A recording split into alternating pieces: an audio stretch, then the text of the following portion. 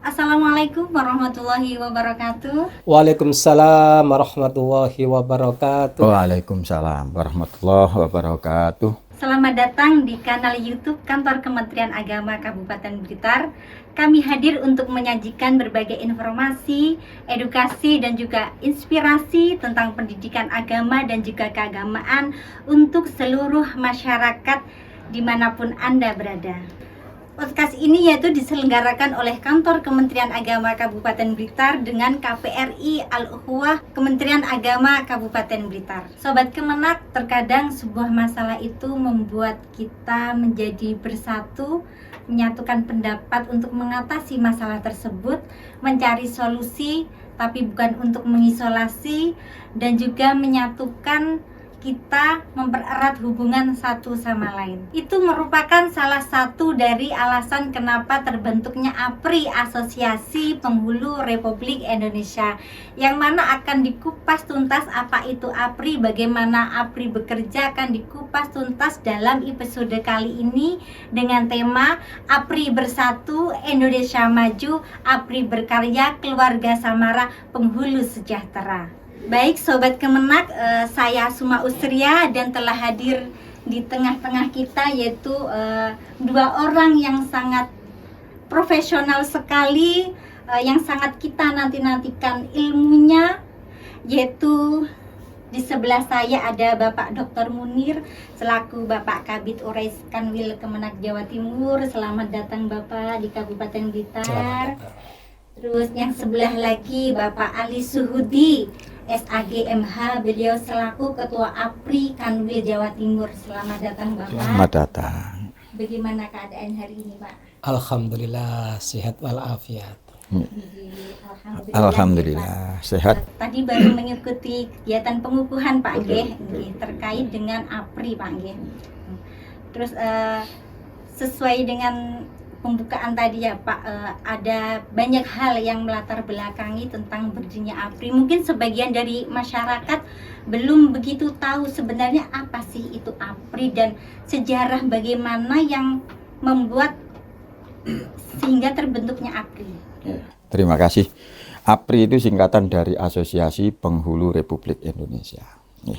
Insya Allah untuk para penghulu se-Indonesia, jadi tidak hanya se-Jawa Timur, se-Indonesia mereka tahu apa itu APRI, dan sedikit banyak khusus untuk yang Jawa Timur memang memiliki sejarah yang luar biasa, di mana pada tahun 2014 ada sebuah pengungkit terjadi di Kediri pada waktu itu, yang menyebabkan APRI itu harus lahir, karena pada waktu itu penghulu dalam tekanan yang luar biasa karena adanya mispersepsi hukum tentang biaya nikah, yang itu menjadikan salah satu dari rekan kita harus bermasalah di depan hukum, tepatnya pada tahun 2014. Nah, peristiwa ini menjadi titik awal penghulu itu bersatu. Yang selama sebelumnya penghulu itu ya penghulu masing-masing. Jadi hanya penghulu mandiri Ya, ya. tapi sejak tahun 2014 itu penghulu berhimpun. Jadi bagaimana mereka bisa membangun satu kekuatan dan satu persatuan dalam rangka untuk menjaga marwah penghulu. Jadi peristiwa tahun 2014 itu menyebabkan lahirnya Asosiasi Penghulu Republik Indonesia pada saat ini, dan itu dimotori oleh penghulu-penghulu senior. Kalau Jawa Timur terkenal ada Mbah Wagimun dari Magetan, terus banyak tokoh dari Jawa Timur juga. Berikutnya berkembang secara nasional sehingga berdiri APRI yang tidak salah sejak tahun 2020 bersamaan dengan PMA nomor 7 tahun 2020, organisasi profesi bagi penghulu yang bernama Asosiasi Penghulu Republik Indonesia ini eksis dipimpin oleh penghulu yang bernama Saudara Madari. Itu hingga saat ini kepemimpinan penghulu atau APRI pusat masih dipegang oleh Saudara Madari dari Jakarta. Nah, sementara saya melanjutkan estafet kepemimpinan yang dulu kalau Jawa Timur itu ada Pak Samsu Tohari. Berikutnya begitu sejak APRI ini resmi menjadi wadah organisasi profesi bagi penghulu, saya sebagai Ketua Umum Asosiasi Penghulu Republik Indonesia Provinsi Jawa Timur. Itu sejarah singkat penghulu, walaupun saya tidak menyebutkan detail, jadi tapi sejarah betul sekali. Itu diantaranya.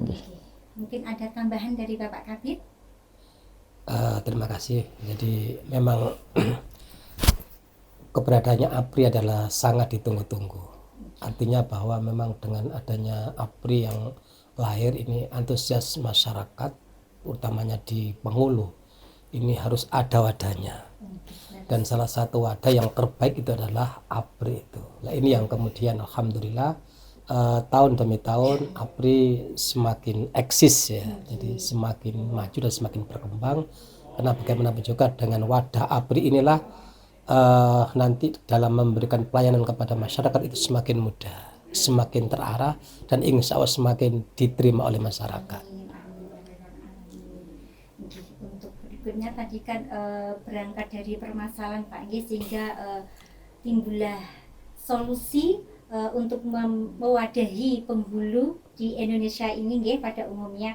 Terus bagaimana Pak sepak terjang dari APRI itu sendiri agar eksistensinya itu benar-benar dirasakan oleh masyarakat? Oh, ada perbedaan antara dulu sebelum terbentuknya APRI dengan sekarang terbentuknya APRI, sehingga masyarakat itu menilai oh benar adanya APRI, bahwa sekarang itu ada perubahan sehingga dengan adanya APRI menjadi idola bagi warga masyarakat. Iya, terima kasih. APRI wadah atau organisasi profesi. Jadi yang ada di dalam APRI itu adalah para penghulu. Sebagaimana namanya Asosiasi Penghulu Republik Indonesia, kami sebagai organisasi yang mewadahi para penghulu. Pertama, kami selalu menekankan tentang profesionalitas seorang penghulu. Ini menjadi hal yang pokok, yang penting ketika penghulu itu hadir di masyarakat. Tampak nilai profesionalnya, bagaimana kecakapannya, bagaimana performanya, bagaimana beliau para penghulu ini hadir di masyarakat. Stigma yang lama atau ada gium penghulu itu seolah-olah kalau kita melihat di dalam drama-drama yang sering hadir di depan kita, digambarkan penghulu itu kopiahnya merah, bajunya khusus, itu tidak ada. Ya, harusnya penghulu di Jawa Timur khususnya di Indonesia pada umumnya kita tidak lagi seperti itu. Dari sisi kompetensi kita usahakan agar penghulu itu memiliki kecakapan kompetensi yang berimbang. Kita lakukan pembinaan, kita lakukan peningkatan kompetensinya, ya mungkin melalui BIMTEK, melalui Zoom yang kadangkala kita adakan. Jadi penghulu saat ini berbeda dengan penghulu yang sering dicontohkan dalam drama-drama yang sering ada, yang kadang-kadang itu penghulu hanya dicontohkan tua, topinya, kupluknya merah, yang dibawa tas, dan itu bukan lagi penghulu profesional. Penghulu saat ini adalah penghulu yang memiliki kompetensi profesional, dan insya Allah apa yang menjadi karya penghulu itu bisa dipertanggungjawabkan. Itu penghulu saat ini. Itu yang sering ditekankan oleh beliau, Bapak Kabid. Mungkin dari Bapak Kabid ada tambahan Pak Iya. terkait sepak terjang. Jadi memang penghulu itu harus satu profesional. Indikator profesional itu diantara adalah punya integritas. Integritas itu adalah keselarasan antara hati, antara pikiran, antara perkataan dan perbuatan yang baik dan benar. Itu integritas. Ketika penghulu sudah punya itu, maka saya yakin sepak terjang ke depan itu akan mudah diterima oleh masyarakat dengan baik. Karena penghulu itu sebagai role model. Artinya apa? Sosok yang harus diteladani oleh masyarakat. Nah, kemudian di samping mewujudkan penghulu yang profesional itu harus penghulu yang smart. Nah, smart ini tidak hanya cerdas dalam otaknya, tidak hanya cerdas dalam emosional atau spiritualnya, tapi kalau boleh saya sampaikan, cerdas atau smart, we use our time as well as possible. And we use our opportunity as well as possible, and we are responsive any problem and ready to find the best solution. Saya terjemahkan bahwa penghulu yang smart, yang cerdas adalah penghulu yang mampu menggunakan waktunya dengan baik. Artinya apa? Bahwa penghulu yang punya kedisiplinan, penghulu yang mampu untuk beristiqomah ajek, ya. Kemudian penghulu yang mampu menggunakan kesempatan dengan baik, karena kesempatan tidak akan datang kedua kalinya. Nah, yang terpenting adalah penghulu yang mampu menghadapi setiap permasalahan dan berusaha semaksimal mungkin untuk menemukan solusi terbaik. Inilah penghulu yang cerdas. Ini harus kita kita masifkan, karena bagaimanapun juga endingnya penghulu ya harus betul-betul punya smart ini. Ya, kalau penghulu punya smart, yakinlah pasti dia akan jadi penghulu yang profesional. Betul sekali Bapak. Pertanyaan berikutnya untuk Bapak Ketua APRI ya Pak, mungkin ada program APRI ke depannya agar APRI lebih terlihat eksis. Paham. Sebagaimana mandat yang diberikan kepada kami oleh Bapak Menteri ketika APRI dibentuk, APRI itu harus bisa menjadi wadah advokasi bagi penghulu. Advokasi itu tidak melulu urusan hukum. Nah, ini yang kadang-kadang tidak dipahami oleh banyak orang. Jadi namanya advokasi itu kadang-kadang kita juga mengadvokasi di bidang kepangkatan. Selama ini kita lakukan. Betul. Terus advokasi di bidang pendampingan hukum, iya. Tapi yang paling pokok kami, terutama untuk APRI Jawa Timur, kami sedang ingin membangun penghulu yang benar-benar profesional di bidang hukum. Karena apapun layanannya, semua layanan terutama tentang pencatatan nikah itu berhimpitan dengan aspek hukum yang ada. Bisa aspek hukum munakahat, bisa aspek hukum perkawinan, bisa aspek hukum pidana, bisa aspek hukum perdata, bahkan ada aspek hukum kenotariatan, ada aspek hukum administrasi negara, ada aspek hukum tentang perlindungan data diri, ada juga yang sekarang sedang eksis aspek hukum imigrasi. Sehingga perkawinan campuran WNA dan WNI itu penghulu harus memahami apa itu apostil, persyaratan perkawinan campuran dan lain sebagainya. Ini aspek hukum semuanya. Apa itu aspek hukum? Segala sesuatu yang bersinggungan, berhimpitan, berhubungan dengan hukum. Karena sejatinya penghulu itu tugasnya di samping menikahkan adalah memberikan atau mencatat dalam bentuk akta yang otentik. Lah, akta yang otentik itu adalah akta yang bisa dipertanggungjawabkan kebenarannya, yang tidak bisa lagi luput dari seluruh permasalahan hukum. Ada semuanya melekat di akta otentik itu. Saya kira itu. Jadi ke depan kita akan perbanyak bimtek apakah itu offline atau online, terutama kepada calon penghulu baru kita. Siap. Kita memiliki CPNS penghulu itu Jawa Timur lebih 500. Ya. Dengan P3K-nya lah, ini yang akan kita maksimalkan. Saya kira itu. Terima kasih. Luar biasa sekali, sehingga saya kayak punya inspirasi. Penghulu saja ada asosiasinya sehingga mereka bisa bekerja secara profesional.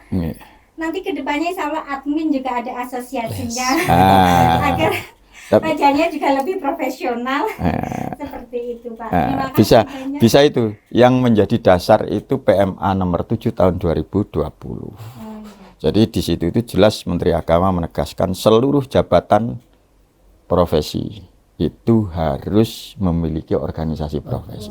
Itu ada. Jadi kalau tidak salah itu di pasal 4 atau 5 itu monggo nanti bisa dibuka itu.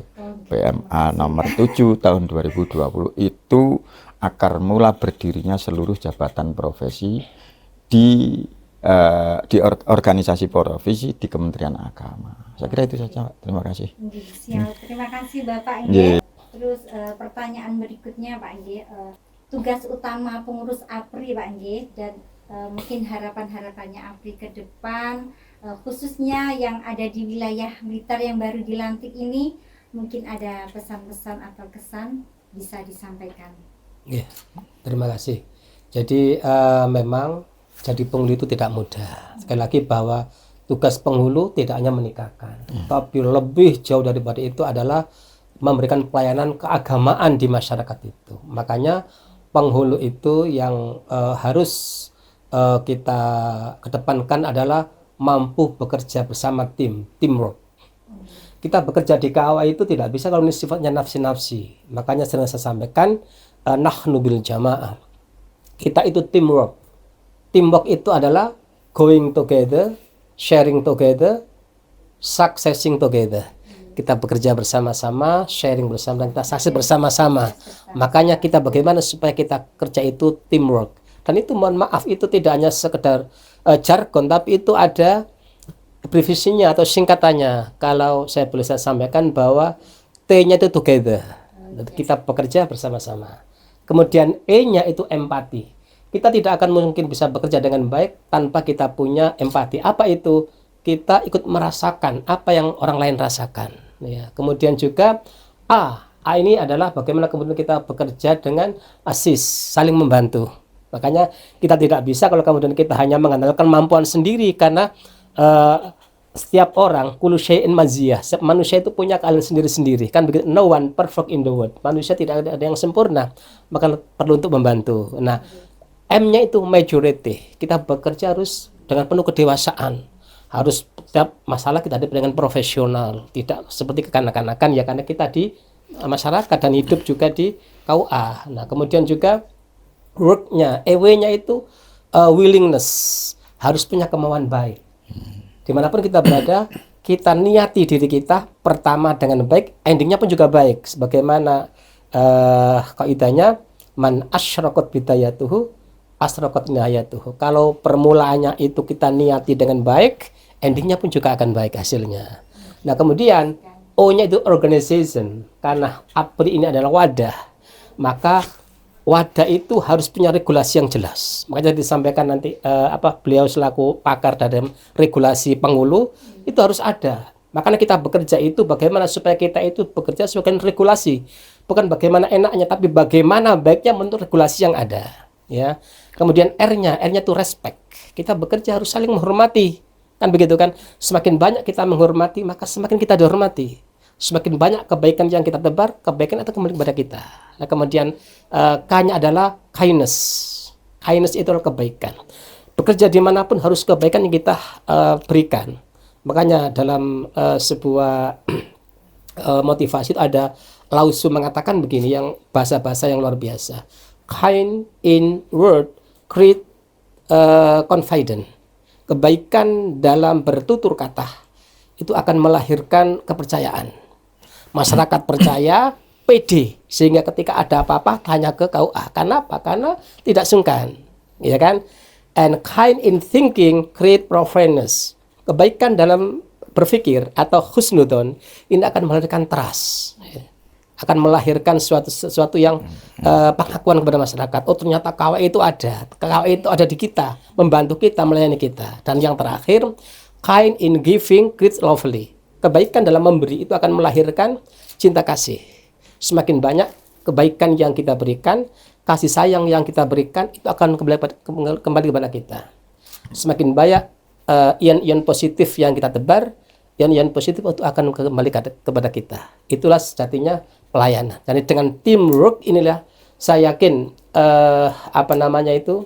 KUA ke depan dan penghulu ke depan itu akan semakin baik. Karena sekali lagi bahwa KUA itu adalah mahalul hikmah wal barokah, tempat di mana kita itu berhikmah, mengabdi, dan bagaimana kemudian itu akan mendatangkan berkah untuk kita semua. Makanya dengan suatu kesan bahwa harus ada pegangan kata Koko Divo, Pak. Kalau boleh saya sampaikan, Koko Divo harus ada komitmen. Jadi penghulu atau APRI yang sudah dibentuk itu harus ada komitmennya. Komitmen sama-sama bagaimana supaya ke depan itu APRI bisa eksis, bisa berkembang dan bisa tumbuh dengan baik. Nah kemudian samping komitmen ada konsistensi, ada istiqomah, kata ajakan. Sehebat apapun organisasi yang kita buat, kalau kemudian kita itu nggak konsisten, nggak istiqomah, maka akan gagal di tengah jalan. Kemudian juga ada fokus. Harus fokus, perlu keseimbangan dan harus fokus, karena bagaimanapun juga ini organisasi. Dan sampai dengan satu sisi kita mengembangkan APRI, sisi lain pekerjaan kita terbengkelai. Nah, bagaimana kemudian kita menjadi sesuatu yang sinergi, sehingga harus fokus untuk bagaimana supaya APRI khususnya di Jawa Timur tetap jalan dan eksis dan berkembang. Kemudian D-nya itu adalah disiplin, Koko Divo. Ya, jadi atau dibalik, fokus dulu atau disiplin dulu, atau ini saya balik tadi, harus disiplin memang dalam menggerakkan suatu organisasi itu. Sekali lagi bahwa harus punya kedisiplinan. Makanya dalam pepatah al istiqomah khairun alfi karam, harus keajekan, keistiqomahan dan kedisiplinan, itu yang menjadi pegangan kita bersama. Saya yakin dengan itulah APRI yang dikomandai oleh Pak Pawan ini, Jawa Timur akan semakin menyala, akan semakin eksis, dan saya yakin marwahnya akan bisa dirasakan oleh APRI se-Indonesia. Demikian. Demikian tadi nggih pemaparan dari Bapak Kabid dan juga dari Bapak Ketua APRI, sungguh sangat jelas dan gamblang sekali. Atau jika masih ada pertanyaan nggih, nanti bisa menulis di kolom komentar nggih, karena ini juga dibatasi oleh waktu. Dan sebelum podcast ini diakhiri, izinkan saya membuat pantun dulu nggih Pak. Tolong support dengan kata cakepnya Pak nggih. Kelak roti dikasih santan, Cakep. dihidangkan untuk makan bersama. Cakep. Peran APRI sangat dinantikan demi pembentukan keluarga Samara. Terima kasih Bapak, mohon maaf jika ada kesalahan dan kekurangan. Demikian perbincangan kita pada episode kali ini. Terima kasih telah menyaksikan video ini. Sobat Kemenak Blitar bisa menyimak video-video lain yang ada di kanal YouTube kami dan mengunjungi media sosial kantor Kementerian Agama Kabupaten Blitar. Jangan lupa untuk subscribe, like, komen, dan share video ini. Saya Suma Usria bersama narasumber kita Bapak Kabid dan juga Bapak Ketua APRI Jawa Timur. Mohon undur diri, sampai jumpa di lain kesempatan. Kami sangat menantikan podcast berikutnya Bapak nggih. Terima kasih. Wassalamualaikum warahmatullahi wabarakatuh. Waalaikumsalam warahmatullahi wabarakatuh.